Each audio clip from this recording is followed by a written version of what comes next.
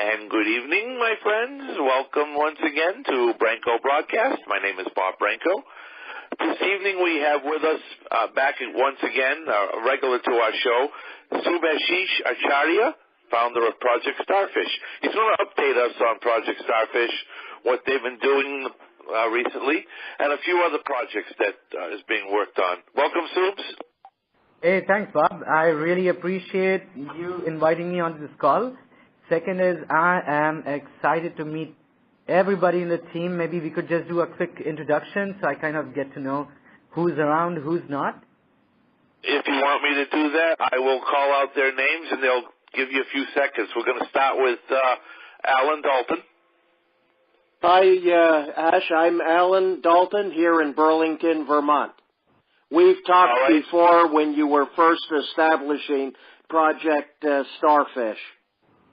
Alan, I completely remember our discussion. I never forget people who helped me. So you got it. I remember you, and I remember our conversation 3 years back, sir. Well, good evening. Good evening to you, and I hope you come with good health. Thank you, sir. And Alan, interesting thing is, I'm at my office today, and my office is in Burlington, but Massachusetts. So what a coincidence! There you go. But the Burlington, Vermont is better. Yeah, you bet. All right, next we'll go to Karen.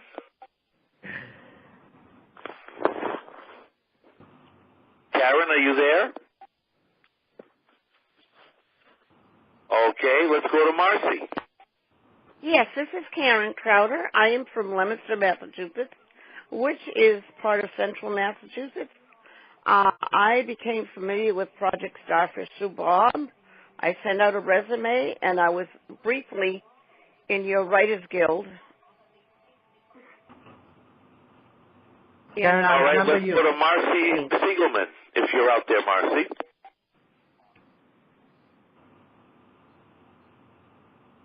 All right, Stephen Seaburge. Hi, I'm Stephen Seaburge from Attleboro. I also sent you a resume, and we had a conversation a couple years ago. And I see what your updates are tonight. Awesome. Thank you. Very excited to meet you. All right, Lauren Casey.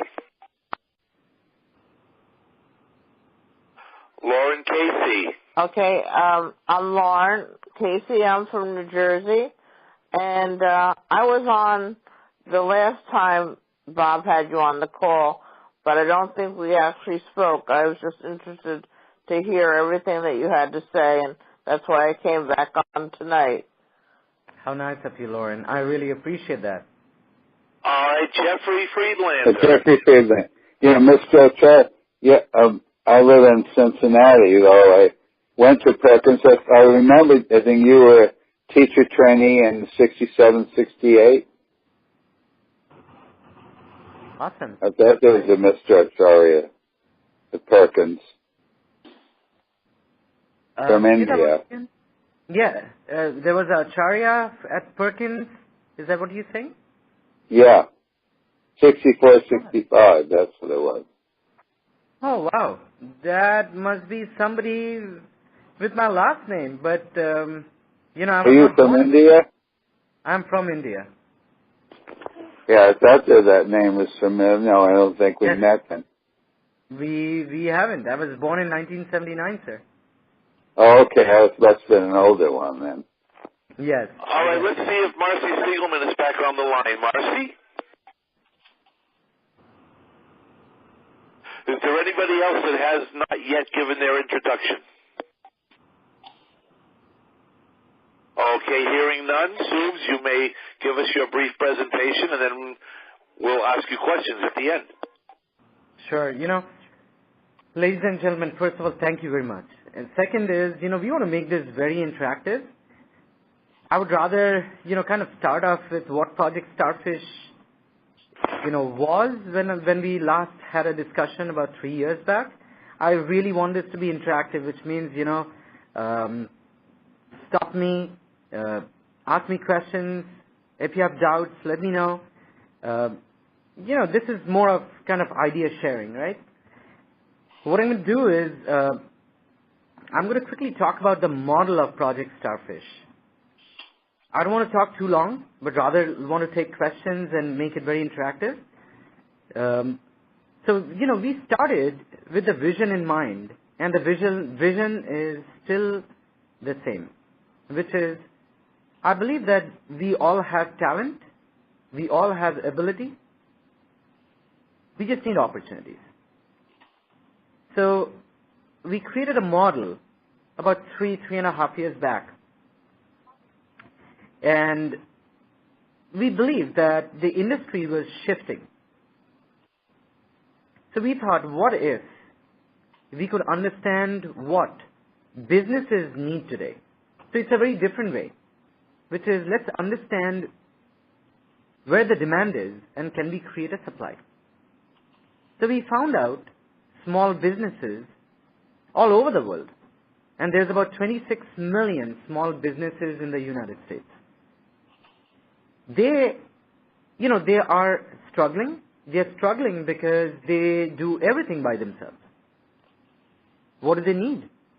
They need more customers. They need more sales. And today, everything is on Facebook, right? Everything is on Twitter.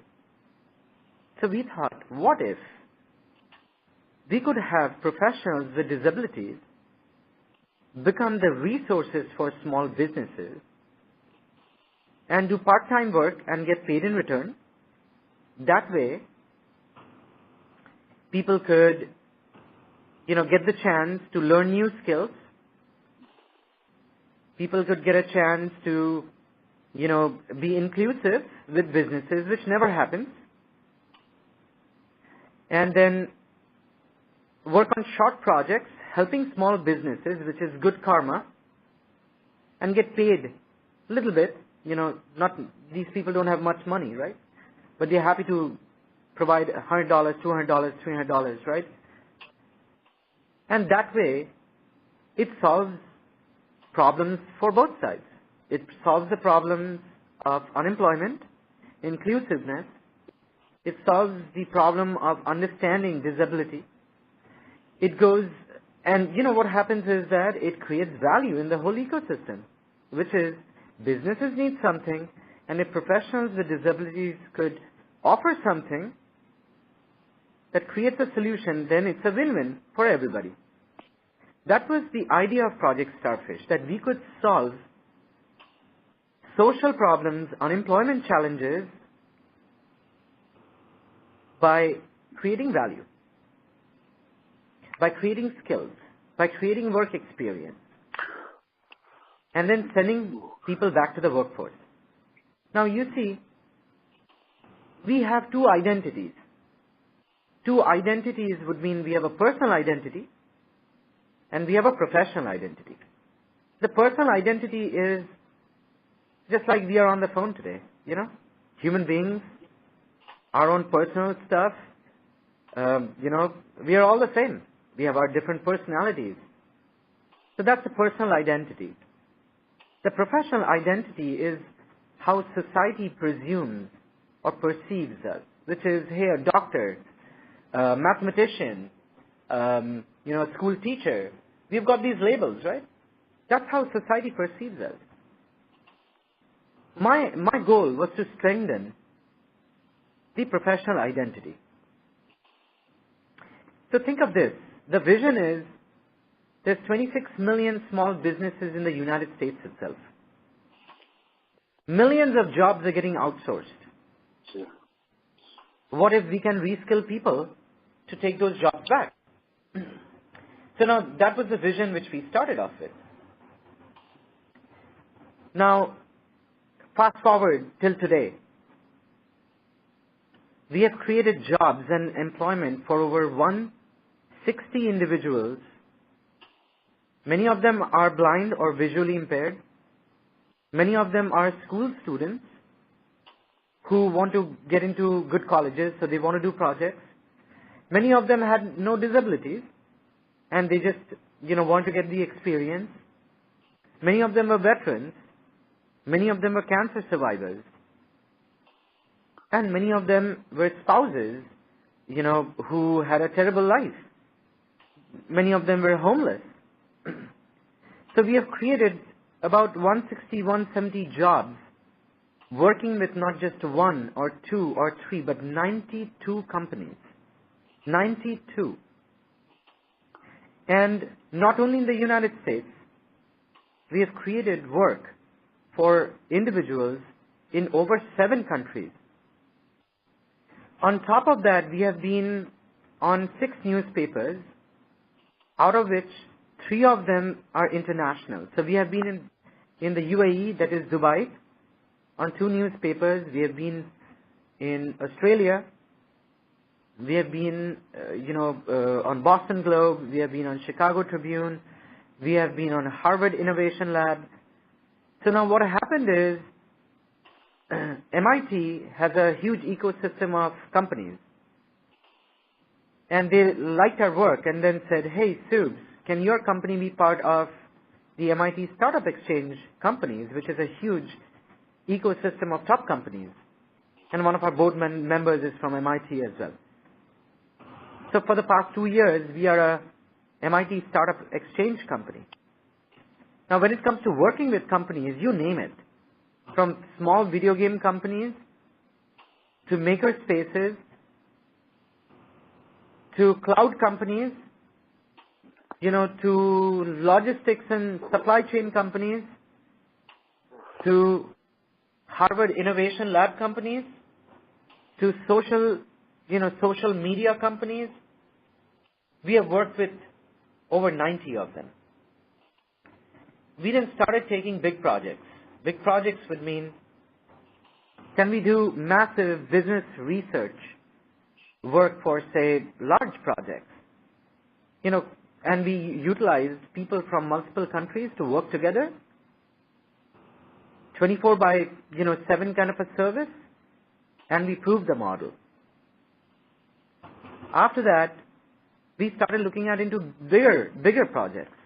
So we wanted to do the first video gaming championship, and we used the Blindfold Games banner to use a app called Blindfold Racer, where about 500 blind and visually impaired people, professionals registered.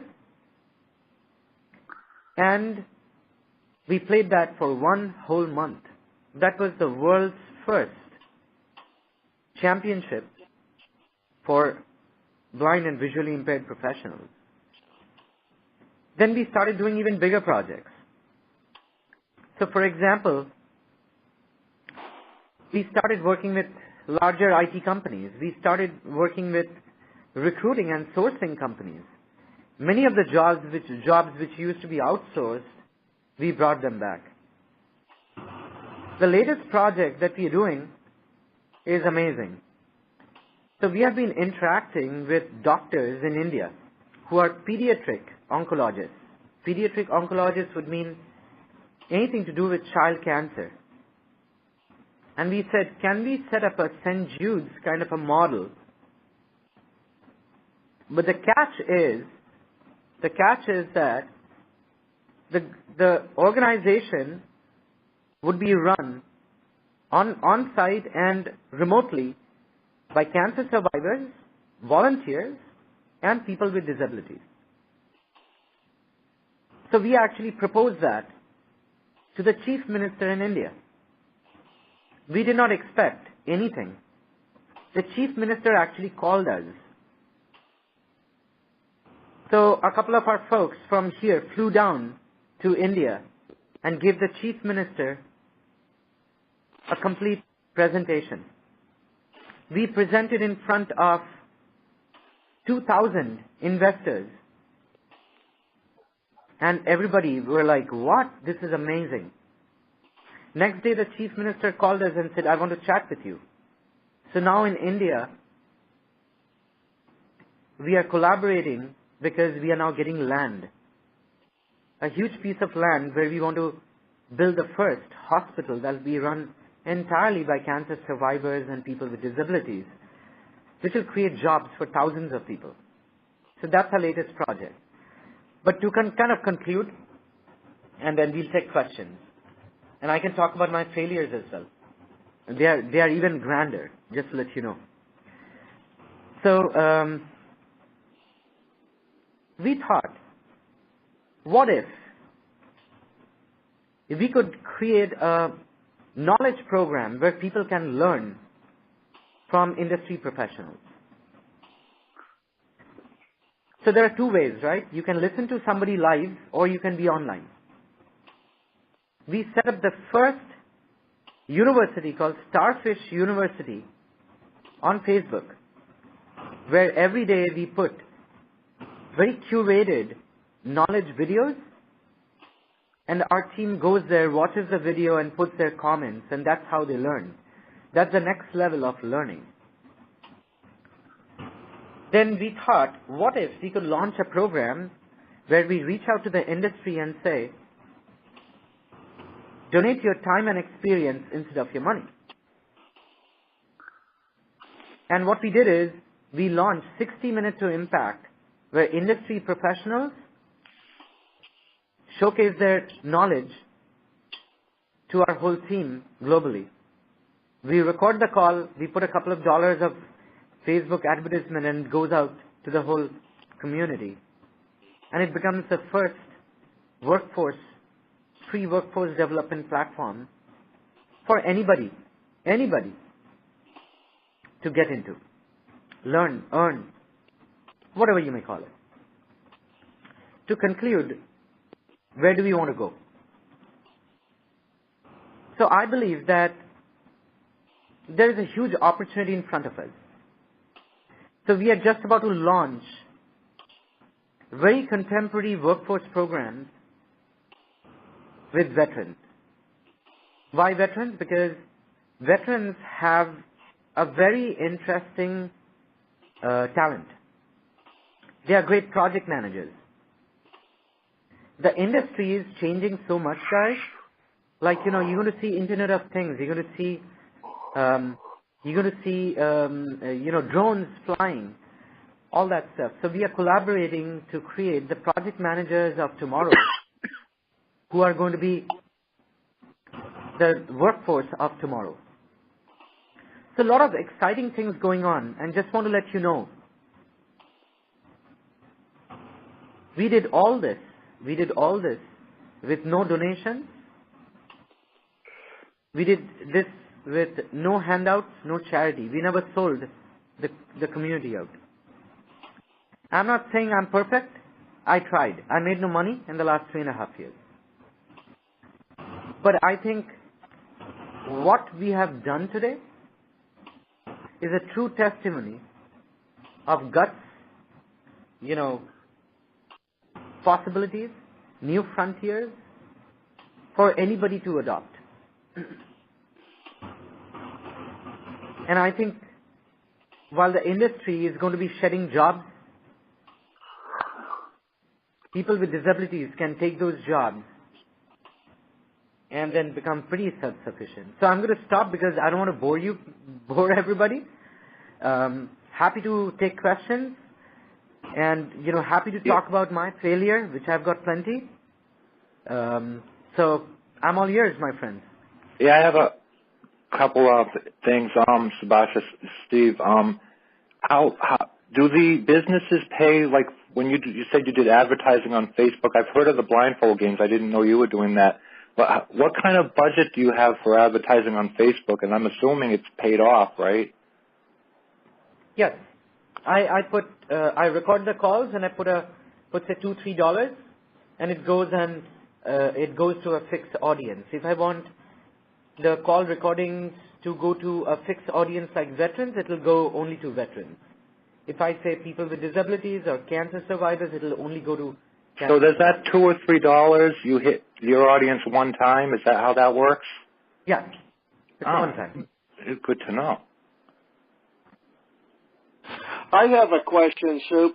When the initial platform was being established for Starfish, you were looking at just visually impaired and blind.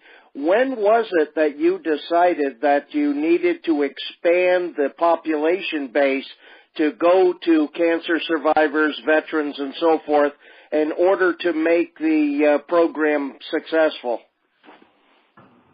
So it happened about 2 years back where I will not name anybody, but we were heavily criticized for not being inclusive. So there were people who came up and said, why is it only for visually impaired people? Why not veterans? Why not people with autism? Why not people with hearing impairment?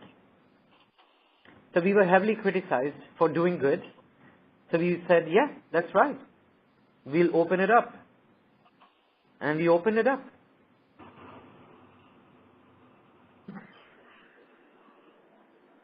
Anyone else? So you're basically a liaison between the companies and the people that want to be hired. Is my understanding that right? You know, a liaison would mean I just take you and give it to another company. That's what a liaison is. Mm-hmm. We are not. We are a training company. Okay. That trains people, connects, project manages, and ensures that people get the work experience, and then helps them connect with bigger companies to get employed. So it's a whole ecosystem. So it's kind of almost like an internship kind of deal? Kind of, yes. Yeah, okay. Thanks. It is exactly what VOA is. It's workforce development. All right. This is Lauren. I want to ask how you got the name Project Starfish. Thank you, Lauren. Thank you. It's going to take 2 minutes to explain. Is that okay? Sure. Okay. So has anybody heard of the Starfish story? No. Okay. Guess not. So the Starfish story is very interesting. So there was a gentleman who was like walking on the seashore and suddenly saw a small boy, a small kid, throwing starfish back in the ocean. So this guy, very interested, goes to the child and said, "What are you doing?" So the kid says, "Can't you see what I'm doing? I'm throwing starfish back in the ocean. If I don't throw them, they're going to die." So this guy looks at the kid and says, "You must be kidding. There's millions of starfish. How many can you help? You know, what difference will it make by throwing a starfish back?" So the kid throws back a starfish and says, "Well, it made a difference to that one." So that was a story that always inspired me. And I felt that most people say there's so many people with disabilities who are unemployed, right? Everybody wants to be somebody. They want to be equal. We all want to be equal. And I thought, what if we can, despite the fact that people are saying, oh, it's 26 million, 30 million people. You know, what difference will it make by helping one person or two people? I said, okay, we're going to try.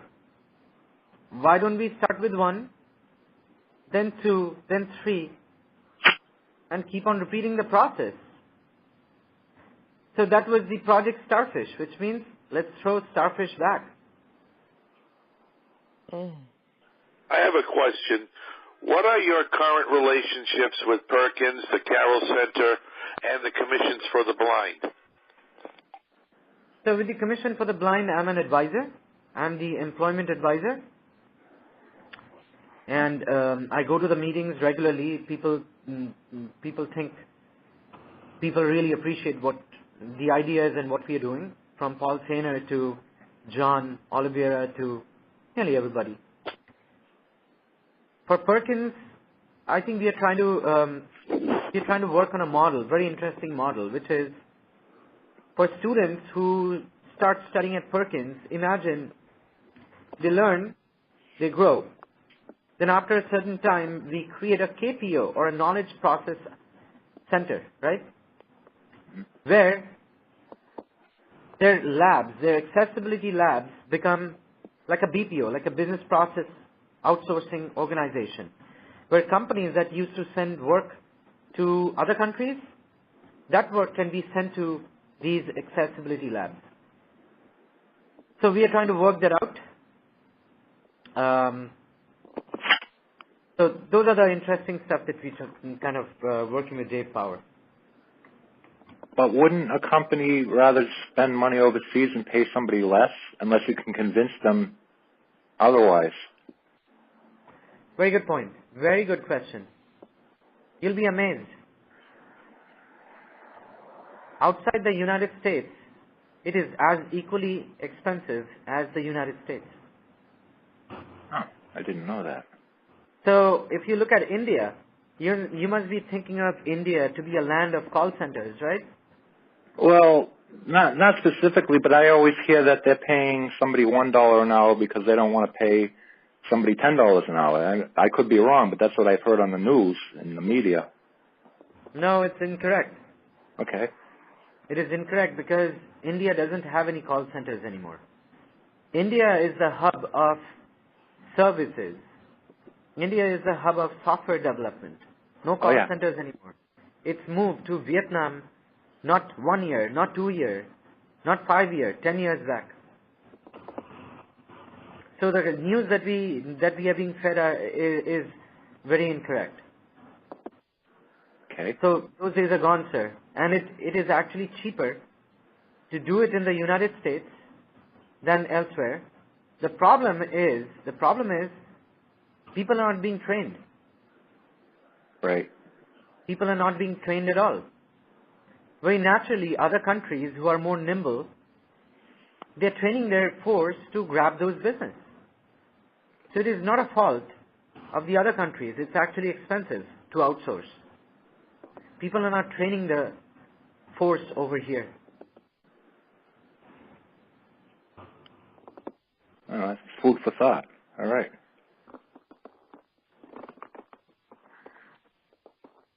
Have I bored you enough, everybody? Huh. Any other questions? What about the commissions for the blind as far as subcontracting? Are they subcontracted with you at all? I know that in Region 5 we used to work with Attleboro Enterprises and Community Connections, to refer people to job specialty agencies.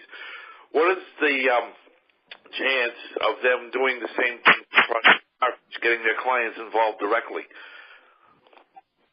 So, since I am their, one of the board member, what do you call it, the Rehab Council board member, I did not pursue this because it may be a conflict of interest. Right. So, as I said, I'm an advisor, but I do not want to create a second connection because I just want to be, ethical and pretty much, play by the rules.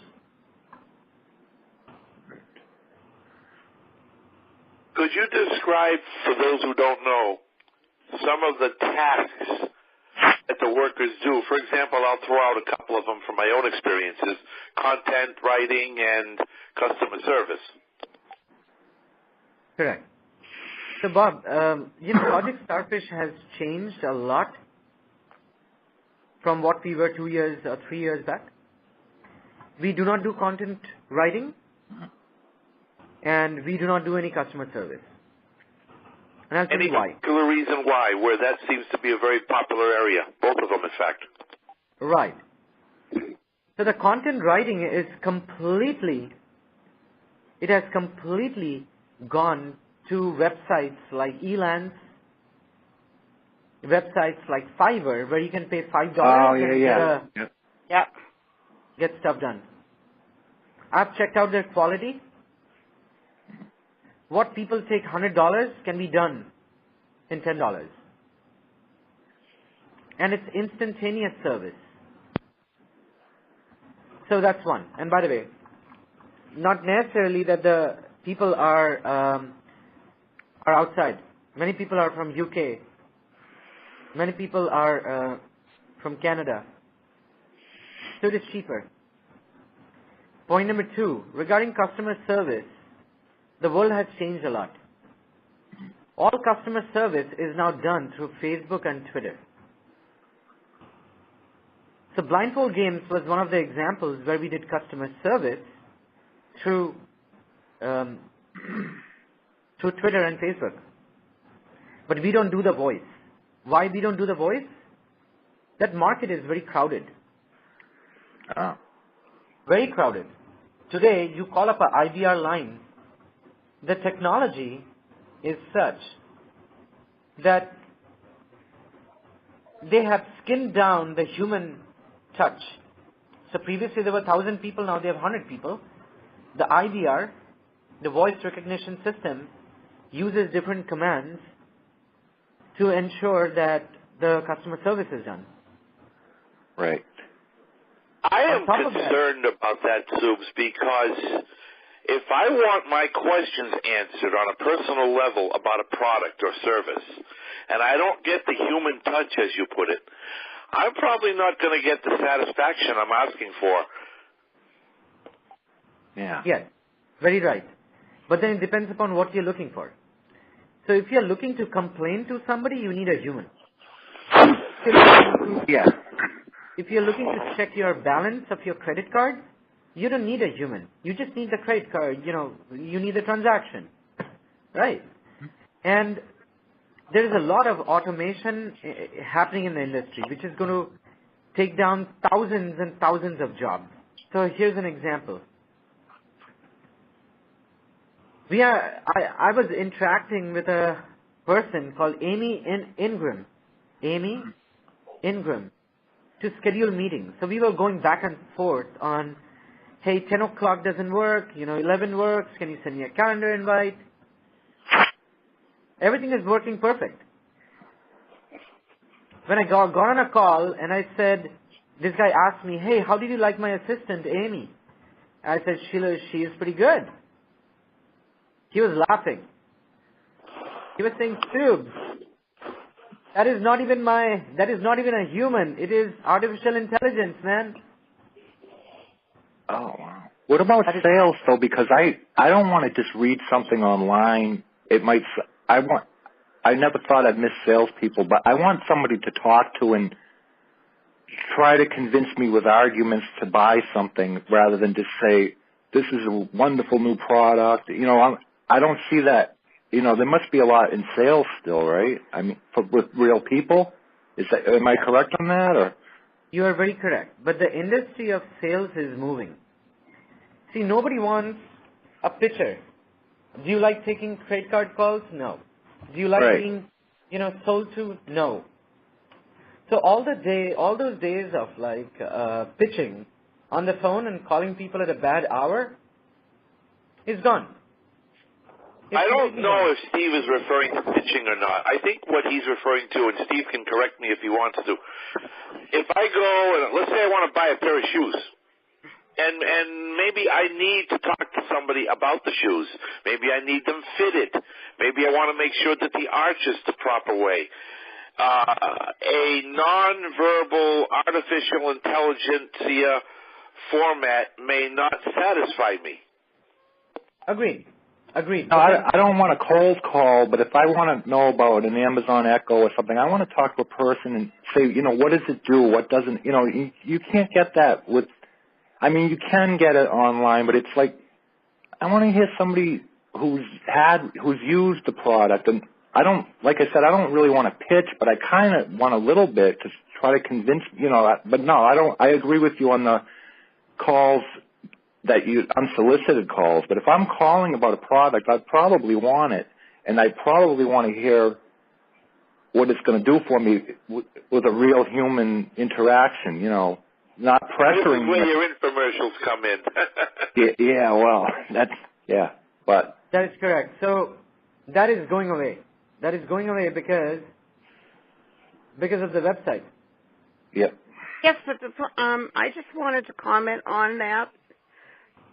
Sometimes I look at websites to look at things for shopping or something. I'll look at certain sites But I want the human voice to explain to me, if I'm buying clothes or if I'm buying, if I'm looking for a certain product, I'll call the number that the website gives me. And I want to make sure that the product I'm buying is available, one. And if I'm buying clothing or something like that, I want to know, do they have it, do they still have it in my size and things like that. So I think, the customer service is kind of necessary for that sort of thing. No, customer service For is necessary. and things like that. No, customer service is necessary. But as I said, previously they had 1,000 people, now they have 100 people. Yeah. Because most people don't want to call. They don't want to. Very few people call. So they pitch it online. They pitch it online rather than on the phone. So it's the same. Because like I've gone through websites and they're almost forcing me. It's like, okay, click here to do your order. It's like I just want to find out about this product. I don't want to be tricked into ordering it with a scheme with a fancy website. And it's like it's almost as bad as the cold calls, I think, because sometimes you go online and they're having you order the product before you decide you want to buy it. You got it. You got it.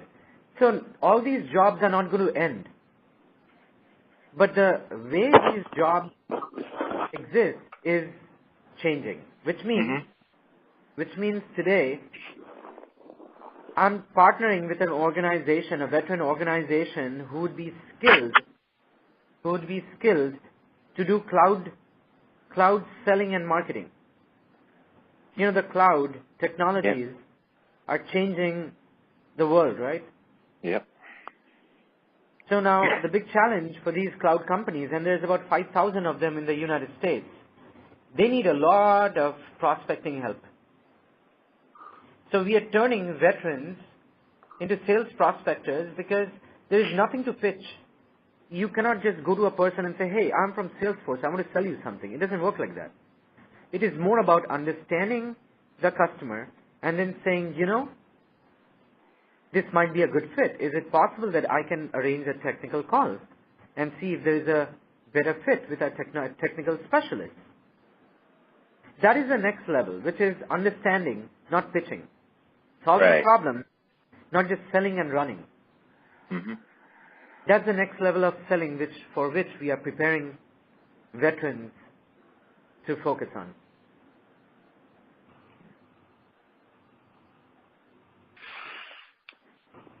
Well, if you're not doing content writing or customer service as an organization, what are you currently doing? What are some of the tasks right now that your people are doing?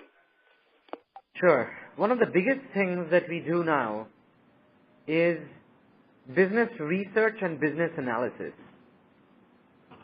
For example, a Harvard Innovation Lab company, whom we just started working, is looking to expand their social business in India.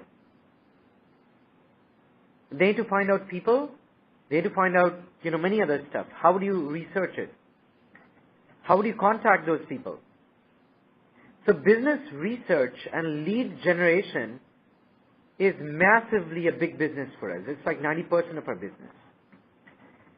Then arranging calls, which is creating the liaison between those people and the customer, is the second piece.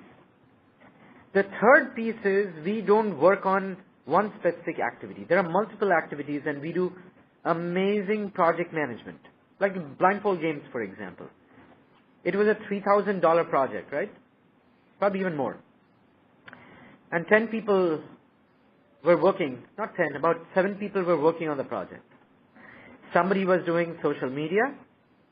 Somebody was doing Twitter. Somebody was doing Facebook. Somebody was doing podcasts. Somebody was getting on the phone lines and chatting with people.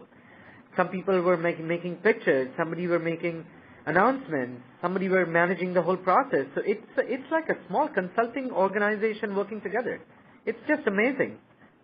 When I bring people into my organization, like Harvard professors, who many of them get on a call with us and say, Subs, I want to understand how your organization is working. They're like, wow. Are you saying that except you, most of the people are blind or, completely, mobility challenges? They are from different countries, from Malaysia, from Dubai, from India, from Mexico, from, Philippines, from US, from Canada. People are like, wow, this is the model to follow. I'm not beating my drums. I'm just telling you the truth.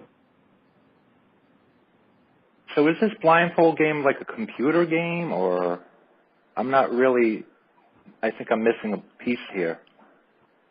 It's an app. Which so is you need software developers too then, right? I would assume. It's a game. Yeah. It's a game that you can play, meant for visually impaired people. Right. You start the game, and you can get the experience of driving. Well, that sounds good. So you have software developers too then, right? Because you said there's a lot of different. No, there are other people who developed it. Other people developed it. Oh, that's interesting. So you're basically getting the word out on that game kind of thing? We're getting people to adopt it. We're getting people to play it.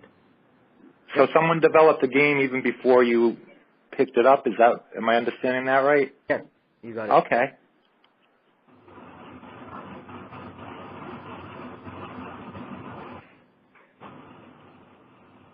Do you know anyone who trains people how to do their own podcasts? No. We just use a line like this. It's much easier. We just hit *9 and then hit *9 again, and it's all done. It's a waste of time to do audio, cut the audio files and all that stuff because we are just busy. Just busy. All you need, Bob, is a YouTube channel, and you can put all your stuff on there. That's like a podcast, pretty much, right? That's what we do. Pretty much. Yeah. Or SoundCloud. Right. I'll talk to you later about that, Bob. Okay. Anybody else? We still got a few minutes. I'm happy to talk about my failure as well, if that interests you. Yeah, I think I might. You can learn. That would be interesting. Yeah. Yeah. So I think my biggest failure is I've failed too many times. Oh, yeah. I've failed many times. I've been beaten down on the ground. I've been criticized. But as I said, to prove a model, you have to fail many times. Mm-hmm. And I have failed mercilessly many times. Many. And I think right now, the organization actually runs without me. So I've created leaders. And I could have only done that because I failed. So point number 2, my team gives no excuses. They're just amazing. They talk business, they breathe business. We have got people with no degrees to people with PhDs. Nobody criticizes anybody. Nobody talks about color, caste, religion, country. We don't care. We are 100% inclusive. We are 100% diverse. So people talk about diversity and what it can do and inclusion. We walk the talk. So, as I said, we are a complete case study. And we are proud, but we are very, very passionate. And that has happened because people believe in people who are passionate, right? Yeah. I would think. Mm-hmm. So, there are many times when everybody was demotivated and I pulled them up, and vice versa, which means I was demotivated and people, got in my head, slapped me, smacked me and said, get up, get going. So we are like a family. Mm-hmm.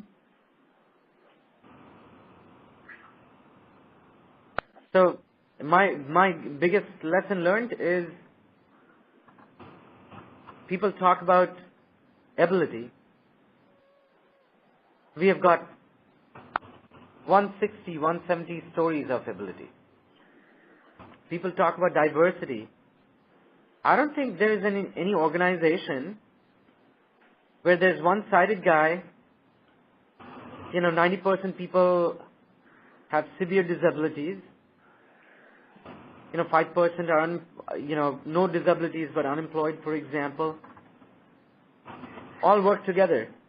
Different countries, different religions. We've got a Muslim, we've got a Hindus, we've got Afro-American, to white, to Italian, to Indians, to, lesbians, gays, you name it.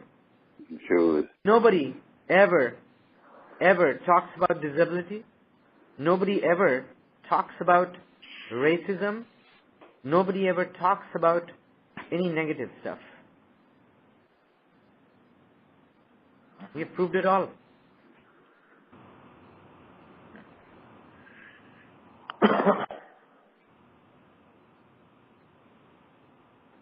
Okay, we have time for one or two more.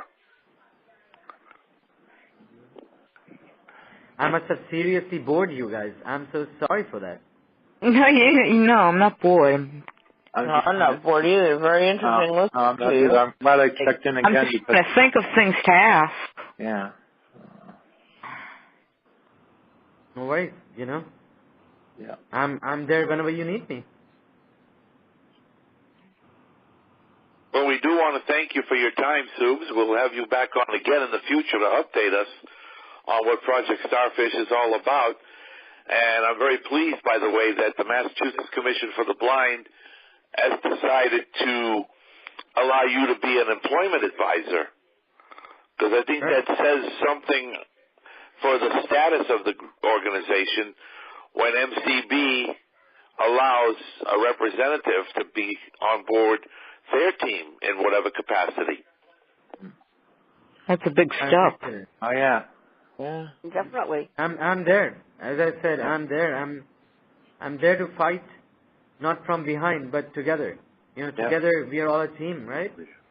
Yeah. And we can all achieve more if we all work together. Everybody has talent. Everybody has ability. We just need to create opportunities. Sometimes it's tough love, right?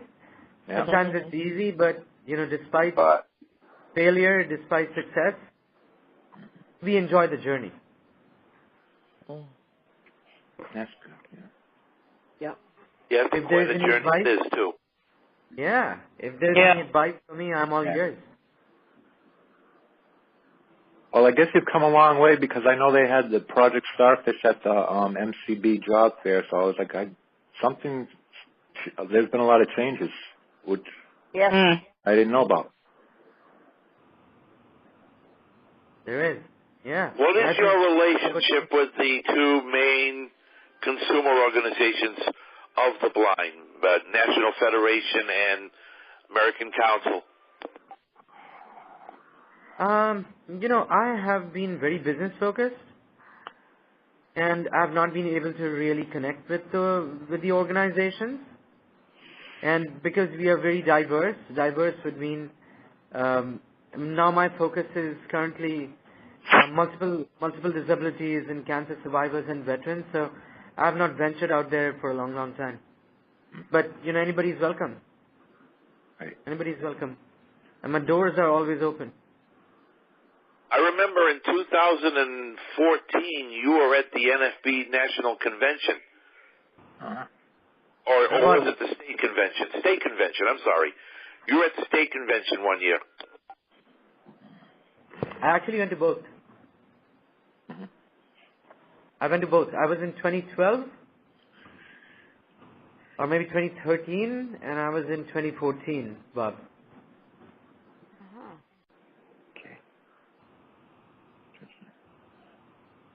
I recall that. That was on a snowy weekend, if I'm not mistaken. It was 2014, it probably was. Yeah. About it again. And Bob, we miss our pizzas, right? Yeah. Bob and I used to catch up and have pizzas sometimes. Oh, that sounds good. Yeah. Sounds good. Yeah. But now I travel 4 days a week, right? Uh-huh. I'm always traveling, right? In my software company. I also have a day job, right? Yes. Just Still have that where do you go? I go to nearly all cities. That starts with A, B, C, D, E, F, G, H. Now, is that like in Mass or all over the country or? All over the country. Ah, yeah, yeah. So today I'm in Boston. Yeah. Thursday I'm in Atlanta. Friday Wow. I'm in Chicago. Mm. Oh, that's exciting, right? I mean, Yeah. that's a journey. That's a lot of traveling.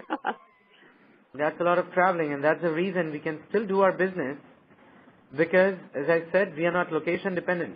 Mm-hmm. Anybody can work from anywhere. So our guys who went from U.S. to India, they were working there just like anybody. Yeah. You just need a computer, phone, and internet. Yep. That's it. Yeah. Yeah. Very good. Quality, right? Yeah. Well, thanks once again for being on the show. We'll have you back sometime soon. And It's my continued pleasure. success. Thank you. Thank you very much. I really appreciate everybody listening to the Project Starfish story. I'm very thankful that you think failure is nothing but success, which I've had too much, which means I've had a lot of failure and a lot of success too. Well, you appreciate I've had the the success more when you've had failures. The success is much more rich. Oh, yeah, definitely. Right. I have Because people we who learn want from to... our mistakes. Yep. Exactly. Definitely you do. That's right. And I have no intent of hiding mistakes. I consider myself to have failed more than I've succeeded, but I keep trying. I am blessed by the community. You know, they inspire me. Many people would say, "Oh, don't think us to be inspiring." Well, to me, I'm their inspiration. They are my inspiration. I think it goes both ways, right? We all. Yep. Yep. Thanks. Definitely. Right. We Very all good. inspire you. So, guys, I really appreciate the time. If there's Thank anything you that very I much. can do for you- oh, I should Thank be you so much. Thank you. Thank you, If there's Soups. something I can do for you, let me know. All right. Bob. Thank you again.